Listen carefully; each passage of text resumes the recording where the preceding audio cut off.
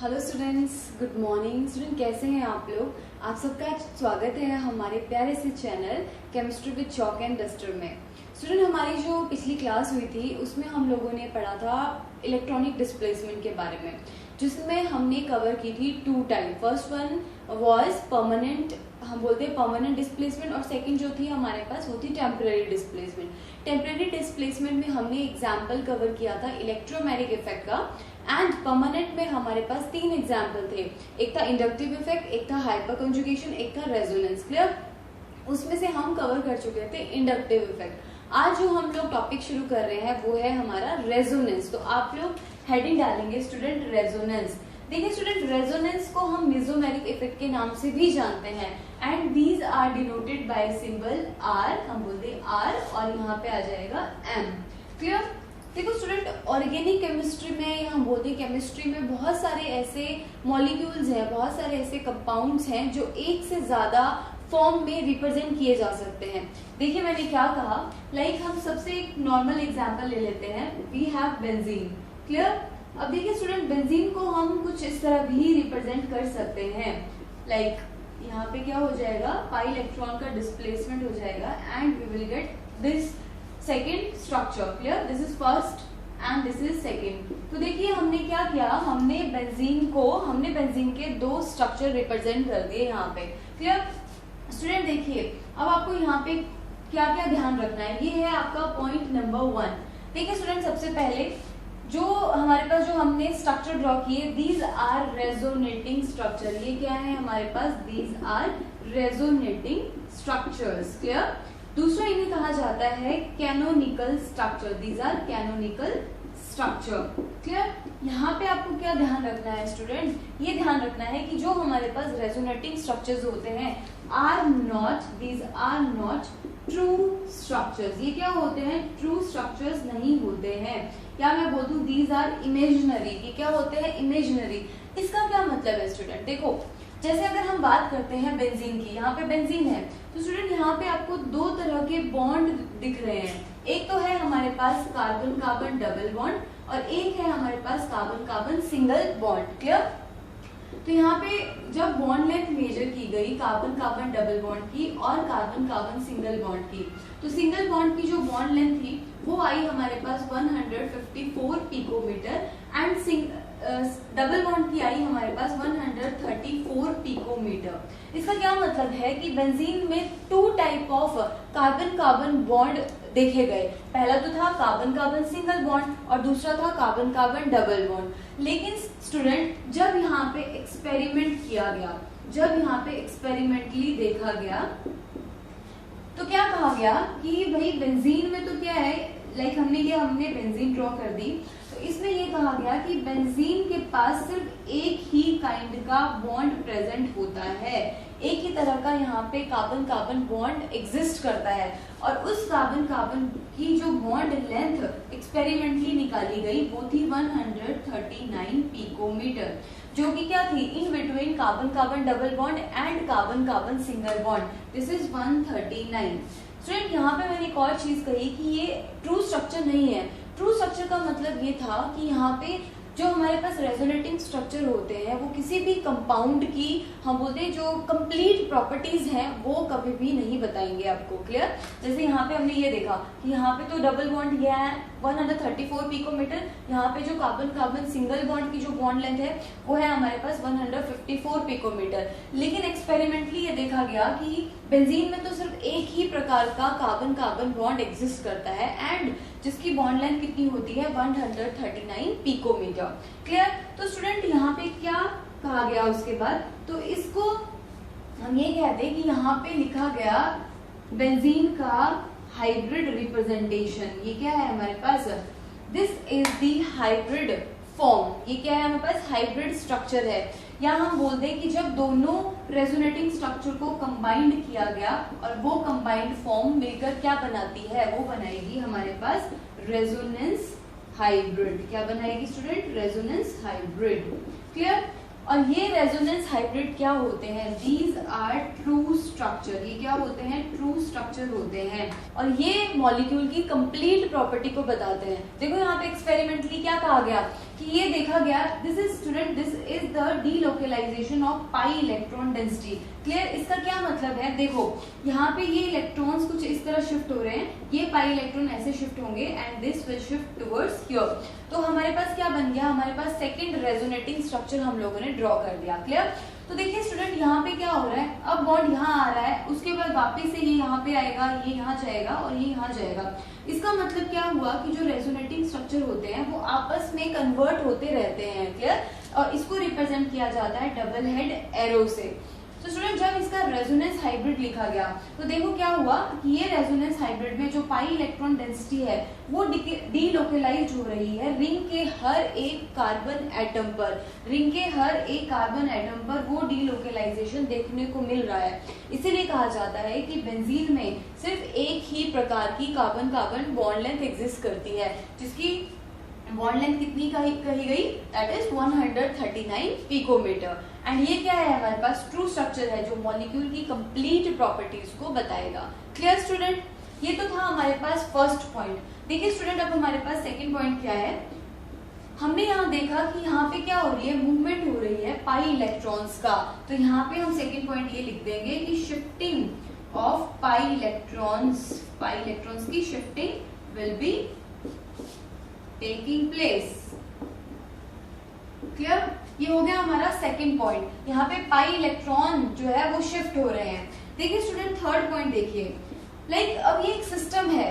Clear? अब यहाँ पे क्या है, पाई इलेक्ट्रॉन की शिफ्टिंग एक सिस्टम के अंदर हो रही है। क्लियर? तो इस प्रकार के सिस्टम को या इस प्रकार की प्रोसेस को हम कहते हैं इंट्रामोलिकुलर प्रोसेस। तो हमारा थर्ड पॉइंट हो गया कि रेजोनेंस क्या है? It is an intramolecular process. Clear student? Student अब देखिए हमारा फोर्थ पॉइंट। अब हम लोगों ने ये कहा कि यहाँ पे शिफ्टिंग हो रही है पाई इलेक्ट्रॉन्स की। क्लियर? अब वो पाई इलेक्ट्रॉन की शिफ्टिंग के लिए एक मस्ट कंडीशन है जो आपको ध्यान रखनी है कि यहाँ पे जो हमारा सिस्टम होगा वो कॉन्जुगेशन में होना चाहिए। सिस्टम कैसा होना चाहिए? कॉन्जुगेटिव सिस्टम होना चाहिए, या मैं लिख दूं यहाँ पे system should be conjugative. Clear? अब कॉन्जुगेटिव का क्या मतलब है या कॉन्जुगेशन का क्या मतलब है? देखिए स्टूडेंट अगर हम बेंजीन की ही बात करें, दिस इज बेंजीन। क्लियर? यहाँ पे क्या है, हमारे पास अल्टरनेट पोजीशन पे डबल बॉन्ड होते हैं। इस प्रकार के सिस्टम को हम कहते हैं कॉन्जुगेटिव सिस्टम। एक और एग्जांपल देखिए, वी हैव 1,3-ब्यूटाडाइन। देखो स्टूडेंट क्या है, यहाँ पे अल्टरनेट पोजीशन पे डबल बॉन्ड है, एक कार्बन छोड़ के हमारे पास क्या है, डबल बॉन्ड है। तो इस प्रकार के सिस्टम को क्या कहा जाता है? हम कहेंगे कॉन्जुगेटिव सिस्टम। Clear student? तो रेजोनेंस के लिए मस्ट कंडीशन क्या है कि यहाँ पे जो भी पाई इलेक्ट्रॉन की जो भी डिस्प्लेसमेंट होगी वो कॉन्जुगेशन में होनी चाहिए। अब वो किस किस के साथ कॉन्जुगेशन में हो सकते हैं, तो उसके एग्जांपल देखिए स्टूडेंट। यहाँ पे हम ले लेते हैं टाइप। क्लियर? ये है हमारे पास टाइप ऑफ रेजोनेंस। क्लियर? देखिए स्टूडेंट सबसे पहले हमने कहा कि पाई इलेक्ट्रॉन जो है वो डीलोकलाइजेशन में होना चाहिए पाई बॉन्ड्स के साथ। पहला ये है हमारी first condition student. Second condition हम ले लेते हैं कि पाई electron should be in conjugation with positive charge. Clear? Third हम ले लेते हैं कि पाई इलेक्ट्रॉन कॉन्जुगेशन में होना चाहिए नेगेटिव चार्ज के। एंड डी है हमारे पास pi electron should be conjugation with lone pair. देखो स्टूडेंट मैंने इसकी 4 टाइप लिखी। ये क्या है हमारे पास? Type of resonance. देखो फर्स्ट टाइप हम लोगों ने क्या कहा, सबसे पहली जो टाइप है उसमें हमने कहा कि जो पाई इलेक्ट्रॉन्स हैं वो कॉन्जुगेशन में होने चाहिए पाई बॉन्ड के साथ। देखिए स्टूडेंट इसका एग्जांपल देखो, सेम वही हमारे पास 1,3-ब्यूटाडाइन। क्लियर? अब यहाँ पे क्या हुआ, ये इलेक्ट्रॉन कुछ इस तरह शिफ्ट हुए। अगर हम इसका रेजोनेंस स्ट्रक्चर ड्रॉ करते हैं तो वी विल गेट कार्बन, यहाँ आ जाएगा स्टूडेंट नेगेटिव चार्ज और यहाँ आ जाएगा पॉजिटिव चार्ज। देखिए स्टूडेंट जब पाई इलेक्ट्रॉन डेंसिटी शिफ्ट हो रही है इस कार्बन पे तो यहाँ पे आ जाएगा नेगेटिव चार्ज और यहाँ पे क्या हो रही है, इलेक्ट्रॉन डेंसिटी की कमी हो रही है, हम तो बोल देंगे कि यहाँ पे आ जाएगा पॉजिटिव चार्ज। क्लियर? अगर हम आगे रेजोनेंस लिखें इसका तो here we will get double bond, यहाँ आ जाएगा negative charge and here we will get positive charge. तो हमारे पास 3 हम लोगों ने रेजोनेटिंग स्ट्रक्चर देख लिए 1,3-ब्यूटाडाइन के। तो देखो यहाँ पे क्या हुआ, जो हमारे पास पाई इलेक्ट्रॉन्स है वो पाई बॉन्ड के साथ क्या है, कॉन्जुगेशन में आ रहे हैं। तो ये हमारी थी टाइप 1। Clear students? अब हम लोग देखेंगे अपनी नेक्स्ट टाइप, वो क्या है पाई इलेक्ट्रॉन्स का कॉन्जुगेशन विद पॉजिटिव चार्ज। देखिए स्टूडेंट, बहुत सिंपल एग्जांपल है, बहुत इजी है, आपको बस इनको रिवाइज करना है। एक दो बार अगर आप लोग पढ़ोगे तो ये चीजें आपको बहुत अच्छे से क्लियर हो जाएंगी। स्टूडेंट, ये सारी चीजें जो भी हम लोग पढ़ रहे हैं जनरल ऑर्गेनिक केमिस्ट्री के कंसेप्ट्स हैं, जो आपको आगे चलकर ऑर्गेनिक रिएक्शन में ऑर्गेनिक केमिस्ट्री में बहुत ज्यादा हेल्प करेंगे। तो देखिए स्टूडेंट, अब हमारे पास है डबल बॉन्ड की कॉन्जुगेशन विद पॉजिटिव चार्ज। अब यहाँ पे क्या हुआ, ये इलेक्ट्रॉन डेंसिटी कुछ इस तरह मूव करेगी। तो अगर हम इसका रेजोनेटिंग स्ट्रक्चर रिप्रेजेंट करें तो यहाँ डबल बॉन्ड आ जाएगा, यहाँ पॉजिटिव चार्ज। स्टूडेंट, ये रेजोनेटिंग स्ट्रक्चर है, कैनोनिकल स्ट्रक्चर है, इमेजिनरी स्ट्रक्चर है, these are not true structure.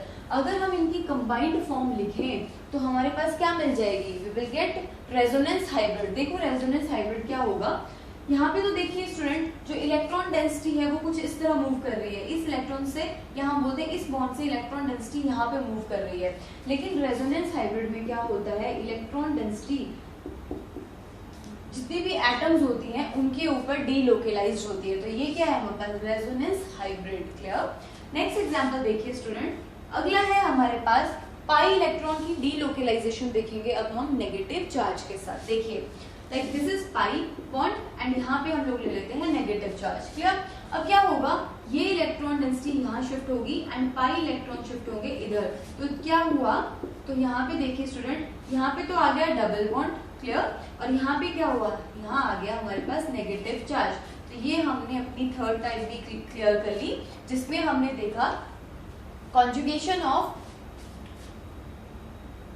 Pi bond with negative charge. Clear. Next student, next type देखिए, अब हम लोग देख रहे हैं पाई इलेक्ट्रॉन्स का कॉन्जुगेशन लोन पेयर के साथ। देखिए अगर हम यहाँ पे एक सिंपल सा एग्जांपल हम लोग ले लेते हैं, लाइक वी हैव स्टूडेंट, यहाँ पे हम ले रहे हैं फिनोल। क्लियर। देखो फिनोल, दिस इज OH। अगर मैं इसको रिप्रेजेंट करूं बॉन्ड्स की फॉर्म में तो हमारे पास आ जाएगा यहाँ पे OH। क्लियर। अब देखिए स्टूडेंट, ऑक्सीजन के पास है लोन पेयर, तो हमने क्या कहा, लोन पेयर और पाई इलेक्ट्रॉन का कॉन्जुगेशन। तो यहाँ पे ये इलेक्ट्रॉन डेंसिटी इस तरह से मूव होगी। अगर हम इसका रेजोनेटिंग स्ट्रक्चर रिप्रेजेंट करें तो यहाँ पे तो देखो स्टूडेंट, यहाँ आ जाएगा नेगेटिव चार्ज, यहाँ आ गया डबल बॉन्ड, ऑक्सीजन पे आ जाएगा positive charge, double bond and this. अब आगे इसको ड्रॉ कर सकते हैं। आपको क्या करना है, जो भी हमारे पास नेगेटिव चार्ज है और पाई बॉन्ड है उनकी कॉन्जुगेशन करवानी है। क्लियर। अब देखिए नेक्स्ट हमारे पास क्या बन जाएगा, here we will get double bond, यहाँ आ जाएगा negative charge, double bond oxygen OH positive, and फिर से ये यहाँ इलेक्ट्रॉन शिफ्ट होंगे, ये यहाँ शिफ्ट होंगे एंड हमारे पास बन जाएगा ये इलेक्ट्रॉन शिफ्ट होंगे इस कार्बन पे एंड यहाँ आ जाएगा double bond negative charge and double bond oxygen positive. Clear student. अब देखिए फाइनली क्या होगा, ये इलेक्ट्रॉन डेंसिटी शिफ्ट होगी यहाँ पे, ये इलेक्ट्रॉन डेंसिटी शिफ्ट होगी यहाँ पे, ये मैं यहाँ लिख देती हूँ एंड फाइनली हमारे पास देखो क्या बन चुका है, वी विल गेट फिनोल। तो हमने कितने रेजोनेटिंग स्ट्रक्चर ड्रॉ किए, तो हम कहेंगे we have 1 2 3 4 5 resonating structure for phenol. ठीक है। ये क्या था, पाई इलेक्ट्रॉन की कॉन्जुगेशन हम लोगों ने देखी लोन पेयर के साथ। स्टूडेंट एक और टाइप है और वो टाइप देखिए आप, दिस इज फिफ्थ टाइप। इसमें हम लोग देखेंगे लोन पेयर की कॉन्जुगेशन। लोन पेयर की कॉन्जुगेशन देखेंगे हम पॉजिटिव चार्ज के साथ, conjugation of lone pair with positive charge. इसका क्या मतलब है स्टूडेंट, देखिए लाइक हमारे पास है CH3, यहाँ पे हम ले लेते हैं oxygen, this is CH2 positive. Clear. देखिए ये रहा पॉजिटिव चार्ज, ये रहे ऑक्सीजन पे लगे हुए लोन पेयर। तो क्या होगा, ये लोन पेयर यहाँ पे इलेक्ट्रॉन डेंसिटी अपनी प्रोवाइड करवाएंगे। जैसे ही यहाँ पे हुआ डबल बॉन्ड CH2 और यहाँ आ जाएगा ऑक्सीजन पे पॉजिटिव चार्ज। तो यहाँ पे हम लोगों ने अपनी लास्ट टाइप देख ली, दैट इज लोन पेयर की conjugation with positive charge. I hope आपको ये सारे टाइप या हम बोलते जो भी पॉसिबिलिटी है रेजोनेंस में वो आप लोगों को क्लियर हो चुकी है। Clear student. अब हम लोग देखेंगे अपनी नेक्स्ट टाइप। अब है हमारे पास पॉइंट नंबर 5। फिफ्थ पॉइंट में हम लोग देखेंगे कि अगर हमारे पास इक्विवेलेंट स्ट्रक्चर होते हैं, अगर हमारे पास इक्विवेलेंट स्ट्रक्चर होते हैं तो उनकी स्टेबिलिटी, इक्विवेलेंट स्ट्रक्चर की स्टेबिलिटी जो होती है वो किसी और रेजोनेटिंग स्ट्रक्चर से ज्यादा होती है। इसका क्या मतलब है, देखिए स्टूडेंट, एक सिंपल सा एग्जांपल हम लोग ले रहे हैं। We have acetate ion CH3 C double bond oxygen O minus, clear. और ये एसीटेट हमारे पास कहाँ से आया, तो हम कहेंगे अगर हम एसिटिक एसिड की रिएक्शन करवाते हैं किसी भी बेस के साथ, तो यहाँ से H पॉजिटिव चला जाएगा and we will get acetate ion. This is acetate ion, clear. अगर हम यहाँ पे इसकी रेजोनेंस स्ट्रक्चर्स की बात करें तो देखिए स्टूडेंट, ये नेगेटिव चार्ज यहाँ शिफ्ट होगा and this pi electron density shift towards the oxygen and यहाँ पे हमारे पास आ जाएगा O minus and double bond oxygen. ये हमने लिखा first resonating structure, this is second resonating structure. तो देखिए स्टूडेंट, क्या आपको यहाँ पे कोई डिफरेंस दिख रहा है? नहीं, देखिए स्टूडेंट, दोनों ही क्या है, मॉलिक्यूल सेम है, मींस इक्विवेलेंट स्ट्रक्चर है। दीज आर इक्विवेलेंट स्ट्रक्चर्स, और इक्विवेलेंट स्ट्रक्चर जो होते हैं वो मोर स्टेबल होते हैं। इसका क्या मतलब है, इसको समझाने के लिए एक हम कंपैरिजन देखेंगे। देखिए, अगर मैं यहाँ पे बात करूं फिनोल आयन की, या हम ले लें यहाँ पे फिनॉक्साइड आयन, क्लियर। अभी हम लोगों ने फिनोल के रेजोनेटिंग स्ट्रक्चर ड्रॉ किए थे, क्लियर। देखो स्टूडेंट, ये एक बहुत ही इंपॉर्टेंट और एक बहुत ही अच्छा क्वेश्चन है। आपसे पूछा जा सकता है कि एसीटेट आयन और फिनॉक्साइड आयन में से ज्यादा स्टेबल कौन होता है, और रीजन क्या है उसकी स्टेबिलिटी का। अगर एसीटेट है तो वो क्यों स्टेबल है, अगर फिनॉक्साइड आयन है तो वो क्यों स्टेबल है। देखिए स्टूडेंट, फिनॉक्साइड आयन की अगर हम रेजोनेटिंग स्ट्रक्चर की बात करें तो ये इलेक्ट्रॉन डेंसिटी शिफ्ट होगी कुछ इस तरह। ये अभी हम लोग ड्रॉ करके आए हैं। यहाँ आ जाएगा double bond oxygen positive, double bond and यहाँ पे अगर हम इलेक्ट्रॉन डेंसिटी की बात करें, यहाँ पे नेगेटिव चार्ज आ जाएगा, डबल बॉन्ड ऑक्सीजन पॉजिटिव, ये इलेक्ट्रॉन शिफ्ट होंगे यहाँ पे, ये शिफ्ट होंगे यहाँ पे, and here we will get negative charge, double bond oxygen positive, and finally ये इलेक्ट्रॉन यहाँ शिफ्ट होंगे एंड ये शिफ्ट हो जाएंगे हमारे पास इस तरह, and double bond and this is O negative ion. तो देखिए student, we have 5 resonating structure, first, second, third, fourth and fifth. अब यहाँ पे हमारे पास 5 रेजोनेटिंग स्ट्रक्चर है, यहाँ पे हमारे पास 2 ही रेजोनेटिंग स्ट्रक्चर है। तो अगर हम बात करें फिनॉक्साइड और एसीटेट आयन की, तो हम कहेंगे कि एसीटेट आयन की स्टेबिलिटी ज्यादा होगी as compare to phenoxide ion. क्यों? क्योंकि इसके पास कितने इक्विवेलेंट स्ट्रक्चर है, इसके पास क्या है, इक्विवेलेंट स्ट्रक्चर है। और अगर हमारे पास इक्विवेलेंट स्ट्रक्चर होते हैं वो ज्यादा स्टेबल होते हैं बाकी किसी भी रेजोनेटिंग स्ट्रक्चर से, या किसी भी अगर हम कंपैरिजन कर रहे हैं किसी भी कंपाउंड के साथ, तो उसकी स्टेबिलिटी, इक्विवेलेंट स्ट्रक्चर की स्टेबिलिटी ज्यादा होगी, क्लियर। अब देखिए स्टूडेंट, एक तो हम लोगों ने ये रीजन दे दिया कि यहाँ पे क्या है, एसीटेट के पास है इक्विवेलेंट, हम बात करते हैं इक्विवेलेंट स्ट्रक्चर्स हैं हमारे पास, क्लियर। अब एक और रीजन हमें देखना है, और वो रीजन क्या है, तो उसके लिए आपको डालना पड़ेगा पॉइंट नंबर 6। पहले आप लोग देखिए point number 6। Student, point number 6 में मुझे क्या समझाना है वो देखिए। ये कहा जाता है जब भी हम रेजोनेटिंग स्ट्रक्चर रिप्रेजेंट करते हैं तो ये कहा जाता है कि जो भी हमारे पास मोर इलेक्ट्रोनेगेटिव एटम होगा, क्या उसके ऊपर होना चाहिए मोर नेगेटिव चार्ज, उसके ऊपर क्या होना चाहिए, मोर नेगेटिव चार्ज। और जो भी हमारे पास लेस इलेक्ट्रोनेगेटिव एटम हुआ उसके ऊपर होना चाहिए लेस, यहाँ बोलते हैं लेस नेगेटिव चार्ज या फिर मोर पॉजिटिव चार्ज, क्लियर। अब देखिए स्टूडेंट, ये मैंने क्या लिख दिया, मैंने कहा कि जब भी हम रेजोनेटिंग स्ट्रक्चर ड्रॉ करते हैं तो मोर इलेक्ट्रोनेगेटिव एटम के ऊपर नेगेटिव चार्ज होना चाहिए। देखिए एग्जांपल, देखिए मैं एक सिंपल से एग्जांपल ले रही हूँ, वी हैव कार्बोनाइल, क्लियर। अब हमारे को ये पता है कि पाई इलेक्ट्रॉन कहाँ मूव करेंगे, टुवर्ड्स मोर इलेक्ट्रोनेगेटिव एटम। ये सारी चीजें मैंने आप लोगों को सिखा दी थी जब हम लोगों ने इलेक्ट्रॉनिक डिस्प्लेसमेंट की थी। जिनको इस टॉपिक में प्रॉब्लम है, जिन भी स्टूडेंट्स को इस टॉपिक में प्रॉब्लम है, वो हमारी प्रीवियस वीडियोस देख सकता है जिसमें हम लोगों ने कवर किया था इलेक्ट्रॉनिक डिस्प्लेसमेंट। देखिए स्टूडेंट, अगर ये पाई इलेक्ट्रॉन कुछ इस तरह शिफ्ट होंगे तो हमारे पास हो जाएगा ऑक्सीजन पे नेगेटिव चार्ज और यहाँ आ जाएगा पॉजिटिव चार्ज, क्लियर। लेकिन अगर मैं पाई इलेक्ट्रॉन को इस तरह शिफ्ट ना करके मैं शिफ्ट करूं इस कार्बन की तरफ, तो देखिए हमारे पास क्या आ जाएगा, वी विल गेट ऑक्सीजन पे पॉजिटिव और यहाँ पे नेगेटिव चार्ज। और मेरा 6th पॉइंट क्या कह रहा है, कि वो रेजोनेटिंग स्ट्रक्चर मोर स्टेबल होते हैं जहाँ पे मोर इलेक्ट्रोनेगेटिव एटम के ऊपर नेगेटिव चार्ज हो। देखिए ऑक्सीजन पे नेगेटिव चार्ज है, कार्बन पे पॉजिटिव चार्ज है, लेकिन यहाँ पे मोर इलेक्ट्रोनेगेटिव पे पॉजिटिव चार्ज है, मतलब ऑक्सीजन की पॉजिटिव चार्ज बियर करने की कैपेसिटी बहुत कम होती है। इसीलिए हम यहाँ पे ये वाला इलेक्ट्रॉनिक मूवमेंट नहीं करवाएंगे। हम कौन सा मूवमेंट करवाएंगे? ये वाला। Clear student? अब आते हैं हम लोग अपने 5th पॉइंट की तरफ। देखिए फर्स्ट तो हम लोगों ने रीजन दे दिया। क्लियर? फर्स्ट रीजन था इक्विवेलेंट स्ट्रक्चर के कारण इसकी स्टेबिलिटी इससे ज्यादा होती है। दूसरा देखिए स्टूडेंट, यहाँ पे मैं अगर बात करूं तो दोनों केसेस में मोर इलेक्ट्रोनेगेटिव एटम के ऊपर नेगेटिव चार्ज आ रहा है, मोर इलेक्ट्रोनेगेटिव के ऊपर नेगेटिव चार्ज आ रहा है। लेकिन फिनॉक्साइड जो हमारे पास फिनॉक्साइड आयन है उसमें देखिए ऑक्सीजन कैरी कर रहा है पॉजिटिव चार्ज, तीन रेजोनेटिंग स्ट्रक्चर में। तो यहाँ पे ऑक्सीजन पॉजिटिव चार्ज बियर करने का मतलब क्या हो गया? Least stable system. क्लियर? तो इसकी स्टेबिलिटी से कम किस वजह से है? क्योंकि यहाँ पे ऑक्सीजन कैरी कर रही है पॉजिटिव चार्ज एंड ऑक्सीजन की इलेक्ट्रोनेगेटिविटी ज्यादा होने के कारण इसकी पॉजिटिव चार्ज बियर करने की कैपेसिटी कम होती है। Clear students? तो ये अगर आप लोगों को सब्जेक्टिव टाइप क्वेश्चन में ये क्वेश्चन आता है तो आप लोग इसको एक्सप्लेन इजीली कर सकते हो। स्टूडेंट अब देखिए पॉइंट नंबर 7, यहाँ पे हमें क्या ध्यान रखना है?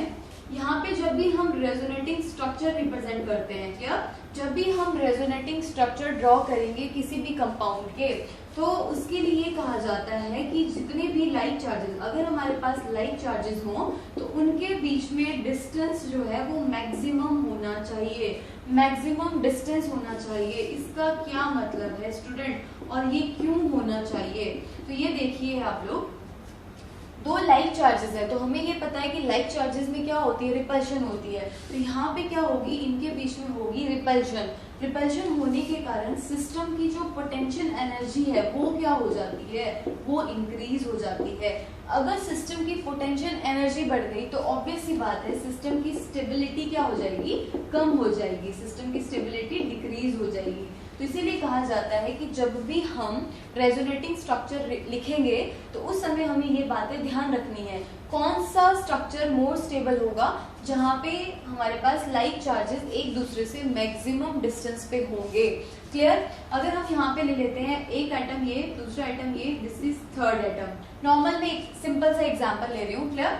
अगर मैं बोल दूं कि पॉजिटिव चार्ज है 2 और 3 पे, क्लियर, दोनों पे पॉजिटिव चार्ज आ रहे हैं, और अगर हम एक और रेजोनेटिंग स्ट्रक्चर इसका रिप्रेजेंट करते हैं और ये पॉजिटिव चार्ज थर्ड पे है एंड फर्स्ट पे है, तो अगर हमें यहाँ पे स्टेबिलिटी देखनी हो तो हम कहेंगे second is more stable, because यहाँ पे लाइक चार्जेस एक दूसरे से मैक्सिमम डिस्टेंस पे हैं, इसीलिए।